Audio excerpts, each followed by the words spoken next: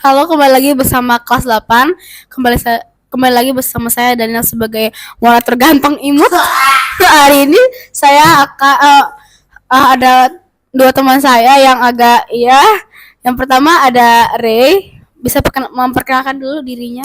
Nama saya Reynol Agus Fahmi. Saya dari kelas 8. Ya, selanjutnya teman kedua saya. Nama saya Muhammad Tasir Wibowo. Ya, kalian bisa manggil saya Asraf lah ya. Sarap lebih tepatnya gitu ya. Asraf. Ya, jadi kami akan mereka berdua lebih tepatnya mereka akan mempresentasikan mereka akan menjelaskan tentang cerpen yang mereka baca dan silakan kita mulai oleh Ray. Monggo. Ya, jadi resensi resensi lebih tepatnya. Ya, saya mau bicara tentang resensi yang telah saya baca nih. Cerpennya itu judulnya Kehidupan di Antara Pohon-Pohon. Jadi setelah saya baca gitu, kelebihannya itu Sinopsisnya dulu. Cerita pendeknya dulu. Kok ceritain pendeknya dulu menurut kau? Iya. Jadi Mohon jangan memprovokasi. Jadi sinopsisnya itu ada seorang anak muda umur 17 tahunan lah. Dia sedang berlibur ke rumah kakek neneknya dan dia bersama adenya. Nah, adenya itu bermain ke dalam hutan gitu. Nah, terus dia tersesat. Terus dia menemui pohon yang sangat besar dan tua. Pohon itu sakti dan ajaib, mempunyai sihir. Terus pohonnya itu bisa berbicara. Nah, adenya itu kan kaget gitu. Dia kenapa bisa berbicara? Terus ya akhirnya ngobrol-ngobrol dikit. Terus adenya itu mendapatkan 3 permintaan dari si pohon. Ya udah, adenya minta tuh 3 permintaan itu. Jin. Terus pohon-pohon yang lain juga sebenarnya bisa ngomong. Nah, terus endingnya itu pohon besar dan tua itu akhirnya meninggal dan adanya itu sangat sedih. Ya, mungkin segitu saja ya sinopsisnya ya. Terima kasih Ray atas sinopsisnya. Pesan moralnya apa nih dari ceritanya kira-kiranya? Oh ya, aku kurang kelebihannya dulu, mohon maaf. Jadi kalau saya lihat kelebihannya itu fantasinya sangat dalam ya. Ya fantasinya sangat dalam gitu, alurnya sangat menarik. Dan kekurangannya itu terlalu berlibat-libat gitu.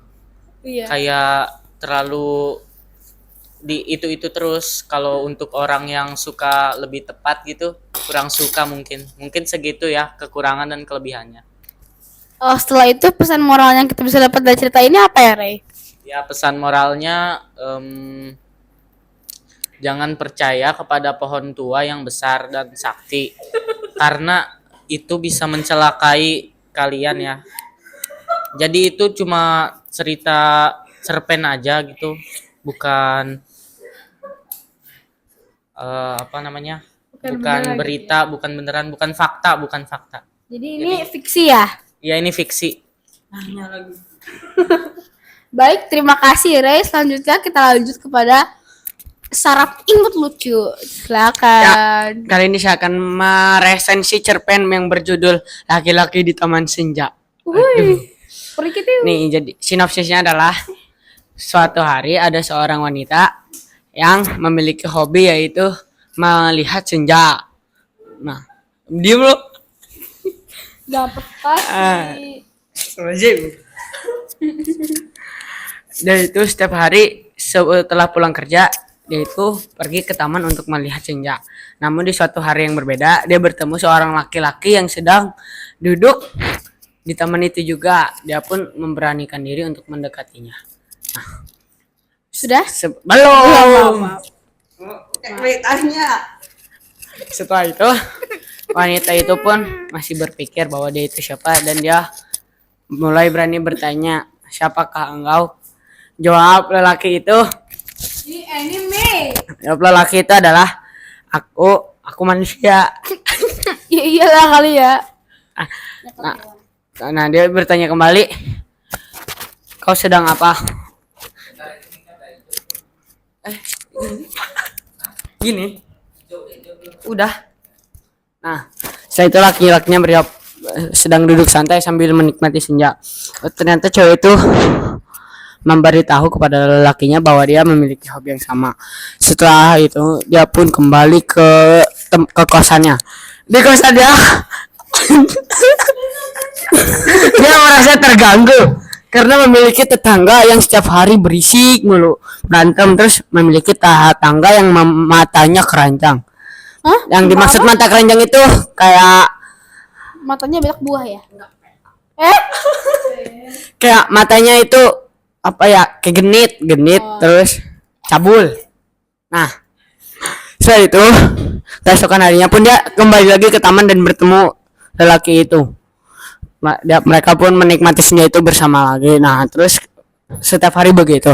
Nah, pas masuk bulan November sering terjadi hujan setiap hari hujan setelah jam 14.30. Jadi mereka berdoa itu tidak bisa menikmati senja lagi. Iya, sedih banget. Nah, ada satu hari ketika wanita itu balik dari kantor, kan sedang hujan. Dia melihat sebentar, dia pergi sebentar ke taman untuk melihat apakah ada lelaki di sana. Ternyata lelaki itu sudah tidak pernah terlihat lagi. Nah, Terima kasih Sarap. Nah, sekarang pertanyaan kedua, apa sih kelebihan dan kekurangan dari cerpen yang kamu ceritakan tadi? kekurangannya bahasanya lumayan belibet ya. Dan saya yang membaca pun sedikit tidak bisa memahami kata-katanya karena ya begitu, belibet bahasanya. Kelebihannya ini bagus untuk semua orang karena apa ya? Karena memiliki pesan moral karena memiliki apa ya, hobi yang bermakna, yaitu menikmati senja. Kan hobi itu gratis. Baik, terima kasih. Habis itu pesan moral dari ceritanya apa ya? Bisa dijelaskan? Pesan kayak kesimpulannya. Hah? Kayak kesimpulan. Pesan moral, pesan moral. Oh, pesan moralnya adalah kita harus menikmati senja dengan kopi sambil membaca buku karena senja itu indah. Oh, terima kasih. Ya. Dan itulah dia resensi yang dijelaskan oleh kedua teman saya, yaitu Ray dan Sarap. Dan terima kasih, kami pamit undur diri. Mohon maaf jika ada kesalahan. Oh iya, maaf.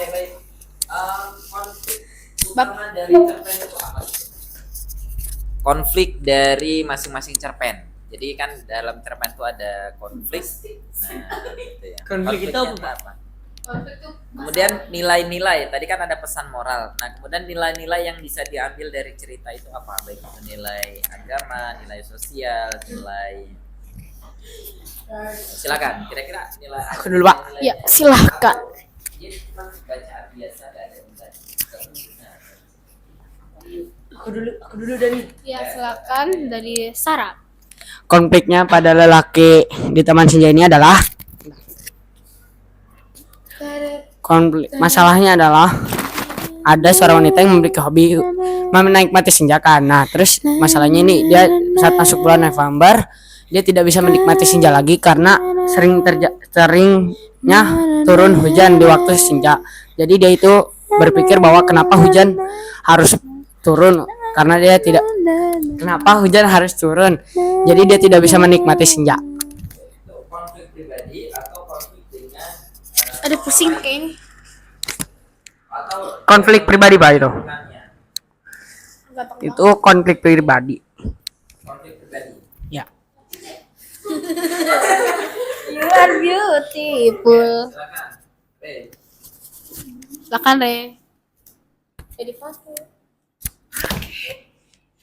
Oh, siap bang. Jadi konflik utamanya itu kan anak kecilnya tersesat di hutan. Nah, pohon tua itu melihat anak kecilnya itu, dia berpura-pura menjadi sakti dan ajaib gitu kan. Terus dia merayu anak kecil tersebut dengan 3 permintaan. Ternyata 3 permintaan itu tidak juga dilaksanakan. Nah, terus Ini nih. Oh iya. terus pohon tuanya itu hanya memanfaatkan anak kecilnya saja. Jadi mungkin itu ya. Jadi anak kecilnya itu sedih dan kecewa sama pohon tua itu. Langsung ditebang nggak pohonnya? Oke, yang jadi masalah utamanya ada di pohon atau di anak itu? Anak itu sih karena dia berjelajah ke hutan tanpa memberitahu kakaknya dan keluarganya. Jadi nilai yang bisa diambil nilai apa? Jangan mudah mempercayai apapun tanpa bukti. Nilai pesan moral. Terima kasih.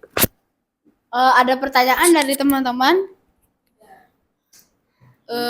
Apakah wajib Bapak untuk nanya? Oke. Jadi kita mulai pertanyaan dari saya terlebih dahulu karena saya penasaran.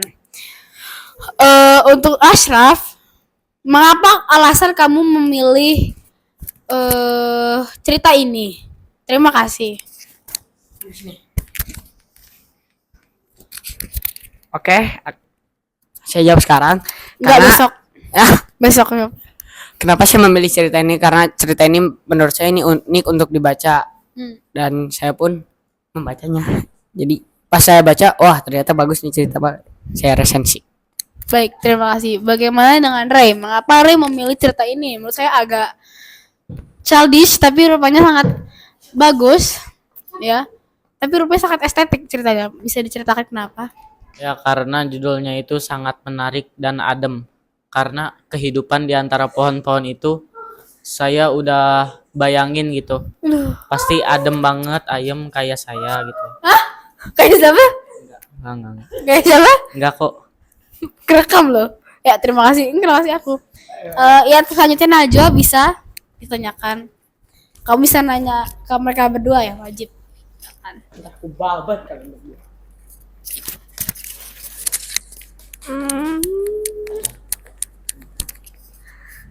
Temankan ke data.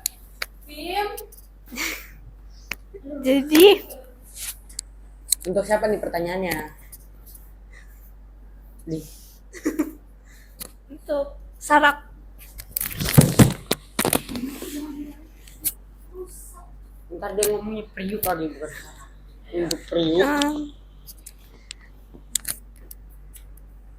Boleh alur, kebahasaan, gaya bahasanya gimana, kehidupannya.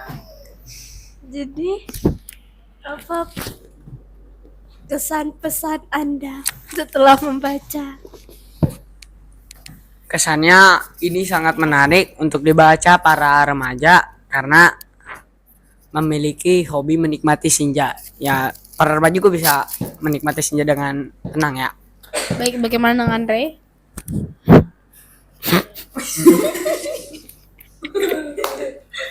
Ya karena ini alurnya itu sangat menarik dan bisa dibayangkan ya seperti apa ademnya gitu. Ada mulu. Baik, terima kasih. Selanjutnya Sinta Nurmalia.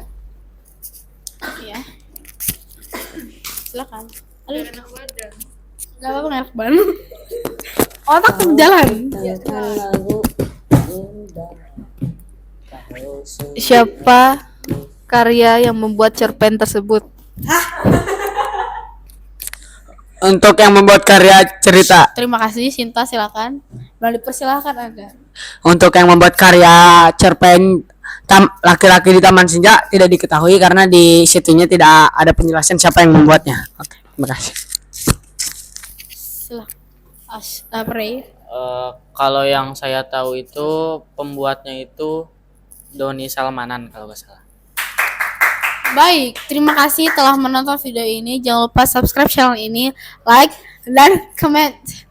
Dan agar Parian terus produktif, support Parian YouTube Riana Dewi Putra agar bisa ke tembus 1000 subscribers. Terima kasih saya dan dia. Mohon maaf atas kesalahan kata dan pengucapan. Terima kasih, bye. Bapakku mau jadi moderator.